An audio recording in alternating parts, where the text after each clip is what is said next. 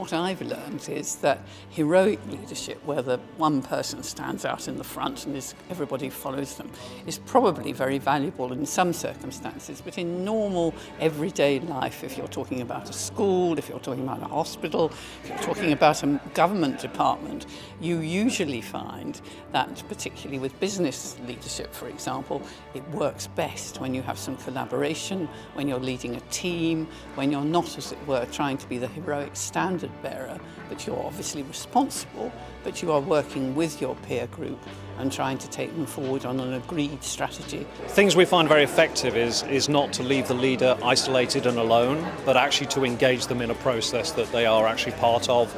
something, so we find that very powerful. When I'm looking at the companies that we deal with outside our organisation, it's absolutely fundamental. We need to make sure that our clients trust us and trust the people that we partner with, and so making sure that that we've judged who to work with is absolutely fundamental in today's age. I found it interesting that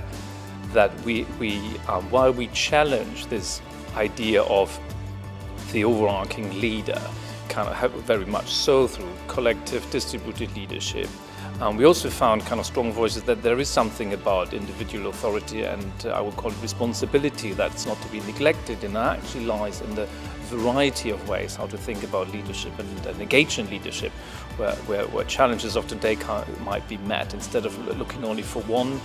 in positive and a negative sense as well. Visible leadership is really important, and as the firm has become bigger and bigger, we've had to invest much more into leadership, because when you're a small partnership, that happens quite naturally. There's a sort of an apprenticeship model as people are coming through and working with partners. The larger the organisation gets, the more layered it becomes, the more important it is to be deliberate around leadership. I was struck by the fact that we are still embedded in this rather traditional concept of leadership, where there is a clearly defined leader and a clearly defined follower. Whether that's collaborative or authoritative, it's still fairly traditional conceptually. And I'm really quite interested in how we begin to think about new leadership through social networking, through crowdsourcing, different ways of networking and understanding complexity really of leadership.